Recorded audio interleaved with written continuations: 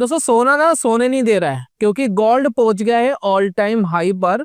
और ये वो कंडीशन है जिसमें कुछ समय पहले बहुत सारे एनालिस्ट ये बोल रहे थे कि गोल्ड 80,000 आ जाएगा, 85 आ जाएगा, 75,000 आ जाएगा। कुछ कुछ तो कह रहे थे 50,000 60,000 तक भी गोल्ड आ सकता है। अब 50,000 60,000 आए या ना आए, लेकिन जिस हिसाब से गोल्ड की चाल लग रही है, ये 50,000 डाउन की जगह 50,000 बढ़ ना जाए, यानी 1.5 लाख गोल्ड ना पहुंच जाए, ऐसा होता हुआ दिखाई दे रहा है एज पर टेक्निकल। मैं आपके साथ शेयर करूंगा कुछ डेटा। अच्छा, इसका कारण क्या है, कुछ फुटेज दिखाता हूं, इस फुटेज को देखना, आपको समझ में आएगा। ये देखिए, ये देख रहे हैं दैनिक भास्कर की ये पूरा आर्टिकल मैं आपके साथ शेयर कर रहा हूँ। इसका लिंक भी मैं आपको शेयर करूंगा वीडियो के डिस्क्रिप्शन में। तो पूरा क्रेडिट दैनिक भास्कर को जाता है। तो कुछ फुटेज है यहाँ पर, आप देखिए। क्वेश्चन पहले की फुटेज है, ये देखिए। और कुछ ये हमले आप देखिए, ये हो रहे हैं। और ये देखिए, ये कुछ डिफेंस हो रहा है, यहाँ देखिए। ये देखिए डिफेंस हो रहा है। और ये जो इमारत देख रहे हैं ना, ये जो गिर गई है इमारत, ये जो गिरी हुई इमारत आप देख रहे हैं, ये गाजा नहीं है, ये ईरान भी नहीं है, ये है इजराइल। ये इजराइल की राजधानी के अंदर ये इमारत गिरी है। एक बैलिस्टिक मिसाइल ने हिट करा है और वो जाकर के गिरी है। तो ये दोस्तों हो रहा है, ग्लोबली जो टेंशन है, जियोपॉलिटिकल टेंशन है, वो चल रही है। तो ये दोस्तों एक बहुत बड़ा कारण है जिस वजह से बहुत सारी चीजें हो सकती है। तो आज की वीडियो के अंदर दोस्तों डिस्कस करेंगे, चार्ट्स वगैरह देखेंगे, बहुत सारी एनालिसिस करेंगे। तो चलिए शुरू करते हैं और जानते हैं दोस्तों।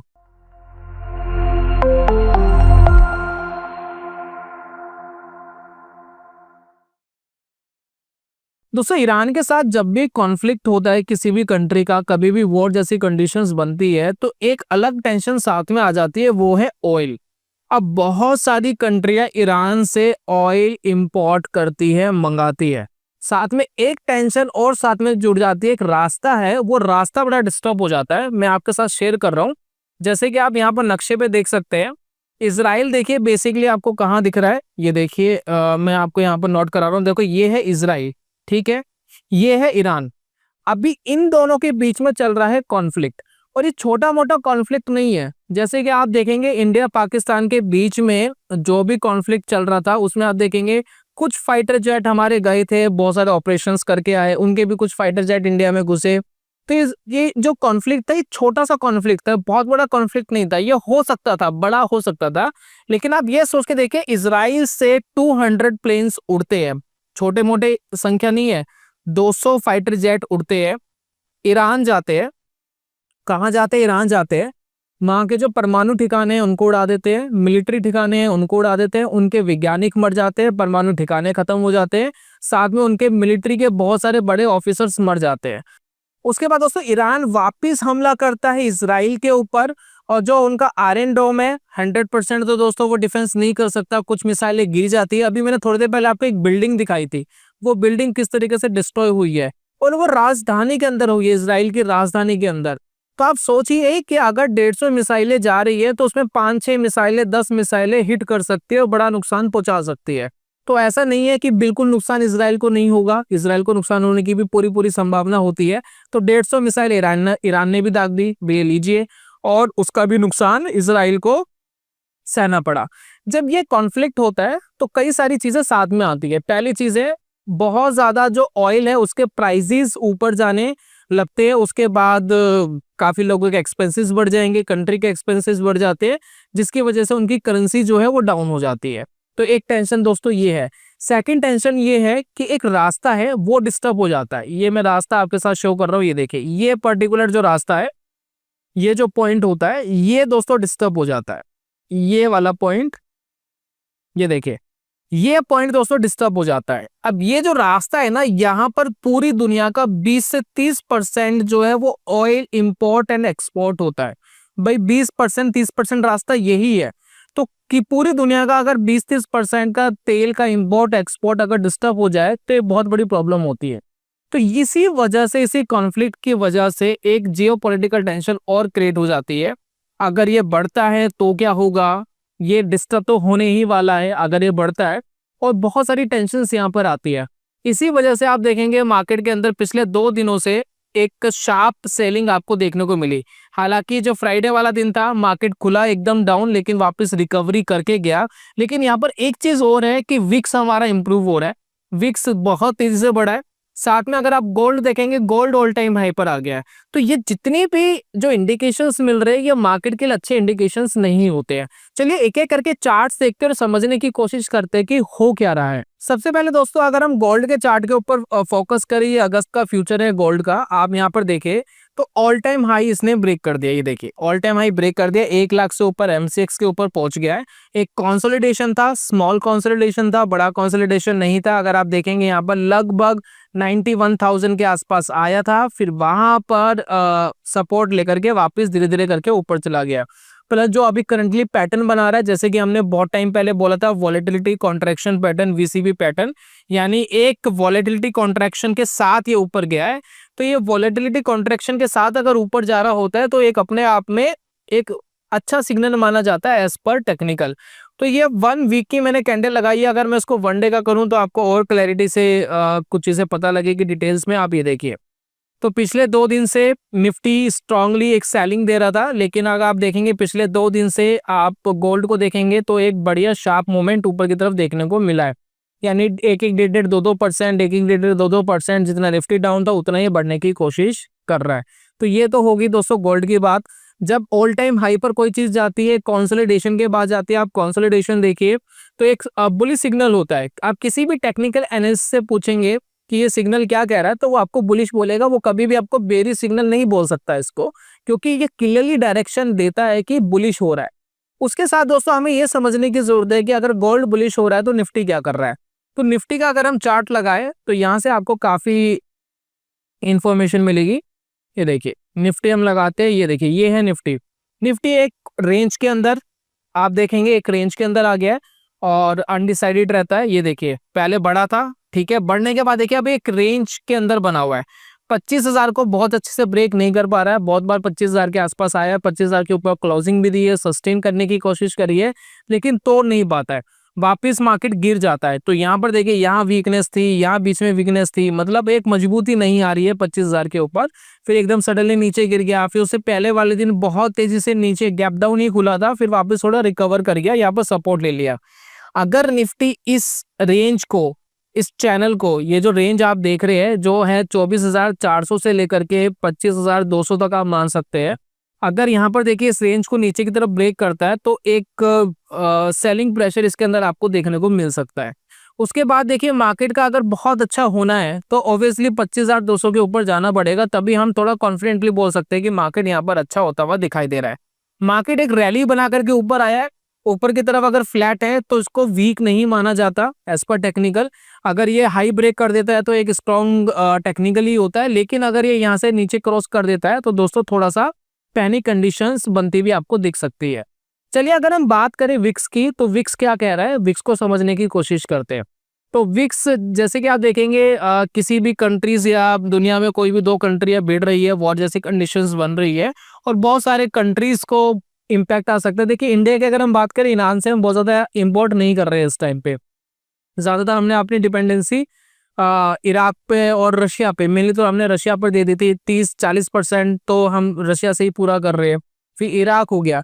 लेकिन प्रॉब्लम ये जो रास्ता है ना, वो रास्ता अगर डिस्टर्ब होता है तो उसमें बहुत सारी कंट्री को प्रॉब्लम होगी। और एक ऑयल एक ऐसी चीज है कि अगर ऑयल के रेट बढ़ते हैं तो बहुत सारे इंडस्ट्री में प्रॉब्लम आती है, नहीं प्राइसेस बढ़ जाते हैं। मतलब हर चीज ऑयल से डिपेंडेंट है, ट्रांसपोर्टेशन हमारा पूरा ऑयल पे डिपेंडेंट है।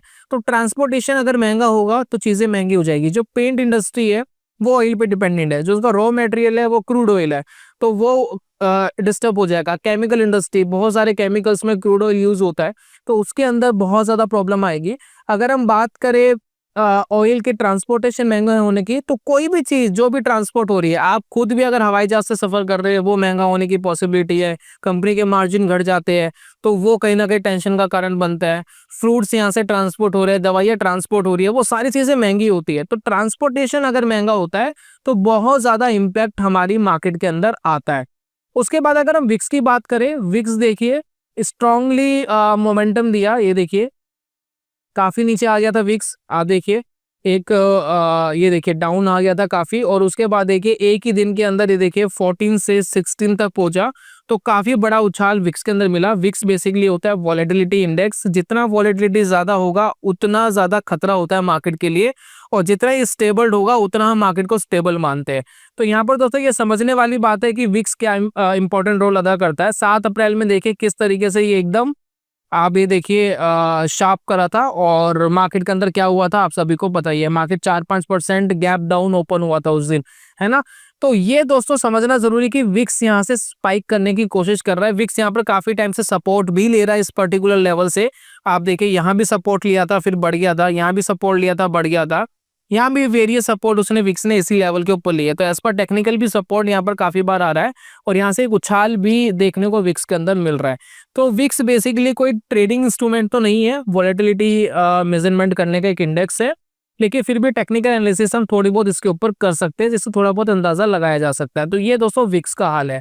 बात करते हैं कि कौन कौन से सेक्टर्स के अंदर मेनली प्रॉब्लम है। हमने निफ्टी को देख लिया, बैंक निफ्टी को एक बार देख लेते हैं, फिर सेक्टर वाइज हम बात करेंगे।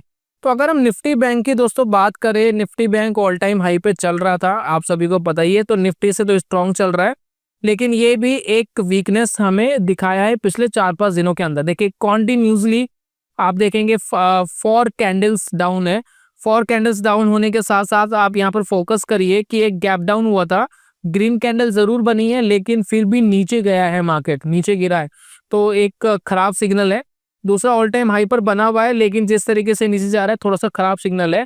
अगर ये ऐसे आके ऐसे सपोर्ट लेकर के रेजिस्टेंस लेकर के वापस नीचे गिरता है तो एक पैनिक कंडीशंस बन सकती है। तो सबसे बेहतर तभी हम मानेंगे बैंक निफ्टी को भी जब इस लेवल को क्रॉस करके ऊपर जाएगा, यानी 56,000 से अगर ऊपर सस्टेन कर रहा है अपने आप को, तो हम मानेंगे कि भैया ठीक है। लेकिन इससे नीचे है तो एक पैनिक कंडीशंस कभी भी आ सकती है। उसके बाद दोस्तों हमें ये समझने की जरूरत है कि कौन कौन सा सेक्टर मार्केट के अंदर क्या परफॉर्म कर रहा है। और अगर हम इसका वीकली चार्ट देखें तो वीकली चार्ट के अंदर देखिए एक बेयरिश एनगल्फिंग भी फॉर्म होता हुआ दिखाई दिया है बैंक निफ्टी में। ये देखिए बेयरिश इनगल्फिंग पैटर्न, तो अच्छा पैटर्न नहीं होता टॉप पे अगर बन जाए, और साथ में हमें कुछ न्यूज भी दिख रही हो तो अच्छी ये सिग्नल्स नहीं होते हैं। तो अगर ये इस पैटर्न का लो ब्रेक होता है तो ये एक थोड़ा सा पैनिक आप कह सकते हैं कि देखने को मिल सकता है। लेकिन टेक्निकल एनालिसिस कोई प्रेडिक्शन नहीं करता, अभी क्या चल रहा है वो बताने की कोशिश करता है। टेक्निकल कभी भी चेंज हो जाते हैं, तो एक पॉसिबिलिटी के ऊपर बात होती है कि पॉसिबिलिटी क्या लग रही है, गलत कभी भी हो सकते हैं। सेकंड दोस्तों समझने की जरूरत है कौन सा सेक्टर अच्छा कर रहा है इस टाइम पर। अगर हम बात करें डिफेंस सेक्टर की, तो उनका एक बार इंडेक्स देख लेते हैं। डिफेंस सेक्टर, ये देखिए निफ्टी डिफेंस इंडेक्स में लगा रहा हूँ, सारे डिफेंस के बड़े स्टॉक्स आपको मिलेंगे। डिफेंस सेक्टर इतनी कमजोरी नहीं दिखा रहा, आप देखेंगे डिफेंस सेक्टर ऑलरेडी काफी बुलिश आपको दिखाई दे रहा है, बढ़िया तरीके से ऊपर जा रहा है। और लास्ट हम 2 दिन की भी बात करें तो लास्ट 2 दिन में जो लास्ट वाला डे था वो काफी ठीक था। उससे पहले हाँ ठीक है मार्केट के साथ ये भी गिरा, लेकिन इतनी कोई खास कमजोरी इसके अंदर नहीं दिखाई दे रही है। तो अगर हम ऑल टाइम हाई की भी बात करें तो अगर मैं थोड़ा सा बड़ा चार्ट लगाता हूँ तो आपको थोड़ा क्लैरिटी आएगा। ये देखिए ऑल टाइम हाई कहाँ है इसका, ये देखिए ऑल टाइम हाई ये था कुछ टाइम पहले, कुछ हफ्ते पहले। और उसके बाद देखिए यहाँ पर एक ब्रेकआउट भी आया डिफेंस सेक्टर में, फिर यहाँ पर देखिए सपोर्ट ले रहा है।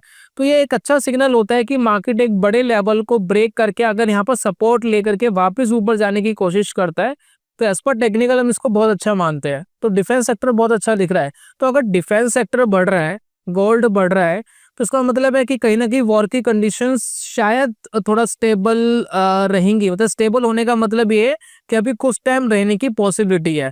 अगर हम इसराइल का इतिहास देखें, इसराइल का हमेशा इतिहास ये रहा है कि वो अपने दुश्मन को ना या तो पूरी तरीके से कमजोर करने में विश्वास रखता है, अगर वॉर हो ही गई है या वॉर जैसी कंडीशन बनी गई है, या फिर उसको पूरी तरीके से खत्म करने में विश्वास रखता है। वो तो इतना कमजोर कर दे कि वापस वो हमला करने लायक ना रहे।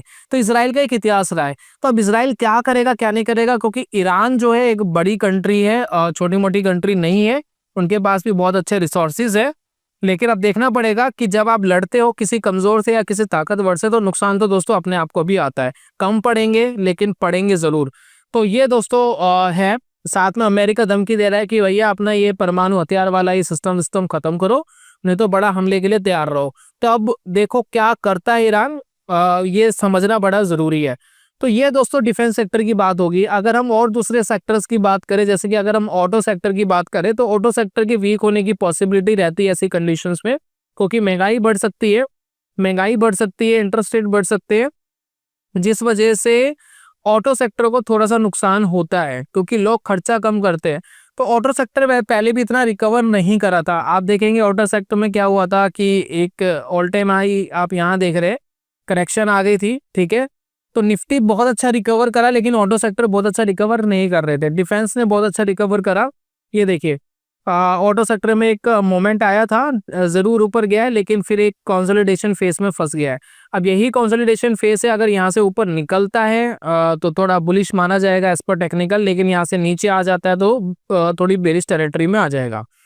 निफ्टी 50 को दोस्तों एक बार वापस देखते हैं, कुछ एनालिसिस करने की कोशिश करते हैं। मैं आपके साथ कुछ चार्ट्स के फैक्टर शो करना चाहता हूं। जैसे कि आप देखेंगे निफ्टी 50 को, पहली बात आप ये देखिए, जब इसके अंदर वीकनेस स्टार्ट हुई थी पिछले ईयर, अगर आप देखेंगे अक्टूबर स्टार्टिंग से पहले ही ये देखिए एक वीकनेस स्टार्ट हुई थी और गिरा था मार्केट, ठीक है ना, अच्छे से गिरा था। तो अगर आप यहाँ पर देखेंगे रिकवरी करने की कोशिश जरूर करिए, लेकिन जरूरी नहीं है कि प्रॉपर रिकवरी हो जाए, क्योंकि आप देखेंगे इस पर्टिकुलर लेवल पे थोड़ा सा वीकनेस होता हुआ जरूर दिखाई दे रहा है। अगर मार्केट यहाँ से नीचे आता है तो शायद इसको टेस्ट करने के लिए आ सकता है। अगर मैं बड़े टाइम फ्रेम की बात करूं तो हो सकता है 22,000 के लेवल को वापस टेस्ट करने के लिए आए, और अगर इसको टेस्ट नहीं करता है तो थोड़ा सा रुक करके भी यहाँ जा सकता है, अगर बुलिश पेस के अंदर रहना है। और कई बार मार्केट इससे नीचे भी गिर जाता है। अगर मैं हिस्ट्री में थोड़ा सा पैटर्न्स की बात करूं तो आपको दिखेगा, ऑल टाइम हाई के बाद देखिए एक वीकनेस आई थी, फिर एक रिकवरी आई थी, फिर वापस एक लो लगाया था, फिर एक रिकवरी आई थी, फिर वापस एक लो लगाया था। तो इस तरीके की रिकवरी एंड लॉस मार्केट के अंदर पहले भी आपने को देखने को मिले, और ये 2022 की बात है, बहुत पुरानी बात है नहीं। तो यहाँ पर मार्केट के अंदर ऐसी भी पॉसिबिलिटी बनती है। समटाइम्स देखिए मार्केट ऐसे गिर के पूरी रिकवरी भी कर जाता है, ऐसा भी नहीं कि पूरी रिकवरी नहीं करता है। तो यहाँ पर आपको थोड़ा सा अलर्ट होने की कोशिश करनी है। मैं आपको कुछ ऐसे चीजें बता रहा हूँ जिसके ऊपर आपको ध्यान रखना है। फर्स्ट ऑफ ऑल, अगर आप ऑप्शन सेलर है मार्केट के अंदर और आप ओवरनाइट मार्केट में ट्रेड करते हैं, तो मेक श्योर आपके पास एक अच्छी हैजिंग होनी चाहिए, और अगर कुछ दिन थोड़ा सा अवॉइड कर सकते हैं तो ज्यादा बेटर है। ये आपकी स्ट्रैटेजी ऐसी हो कि उसमें स्टॉप लॉस इनबिल्ड हो, कि भाई इतना स्टॉप लॉस है, मेरा डिसाइडेड है और इससे ज्यादा होगा ही नहीं। तो वो प्रॉपरली आपका रिस्क मैनेजमेंट अगर है तो वो दोस्तों करने की कोशिश करें। ऑप्शन सेलिंग कर रहे हो तो थोड़ा सा इंटरडे पे शिफ्ट होने की कोशिश करो, इंटरडे की जो स्ट्रेटजीज है उनको फोकस करने की कोशिश करो, क्योंकि इस तरीके की मार्केट के अंदर चीजें जो है वो और ज्यादा खराब हो सकती है। तो उसके अंदर मार्केट आपको एकदम बहुत तेजी से नीचे और एकदम बहुत तेजी से ऊपर होती हुई भी दिखाई दे सकती है, कोई बहुत बड़ी बात है नहीं। और दोस्तों आपको ये समझने की जरूरत है, जब मार्केट यहाँ से अगर नीचे गिरती है तो आपको फोकस ये करना है कि कौन से सेक्टर है जो मजबूत रहे। यानी मार्केट गिरा लेकिन ये सेक्टर बहुत ज्यादा नहीं गिरे, ये काफी स्टेबल थे और मजबूत थे और तेजी दिखाने की कोशिश कर रहे, तो उनमें आपके बड़े पैसे बनने की पॉसिबिलिटी रहेगी। तो इन चीजों को दोस्तों आपको साथ में ध्यान रखना है। अगर इनका ध्यान रखेंगे तो डेफिनेटली आपके लिए बेनिफिशियल हो सकता है ये पर्टिकुलर चीज। और मार्केट के अंदर आप हैच करने के लिए पुट्स वगैरह को कंसीडर कर सकते हैं। तो बहुत बार मैं बोलता हूँ कि मार्केट के अंदर गिरावट के लिए पुट्स आपके लिए काम करते हैं। सिर्फ हैजिंग प्रोस्पेक्टिव के लिए मैं कह रहा हूँ कि पुट वगैरह अपने फाइनेंशियल एडवाइजर से पूछ करके पुट वगैरह को कंसीडर आप कर सकते हैं। तो ये तो दोस्तों आज की वीडियो के अंदर, जल्दी मिलूंगा नेक्स्ट वीडियो में, तब तक के लिए goodbye, God bless you, bye bye दोस्तों।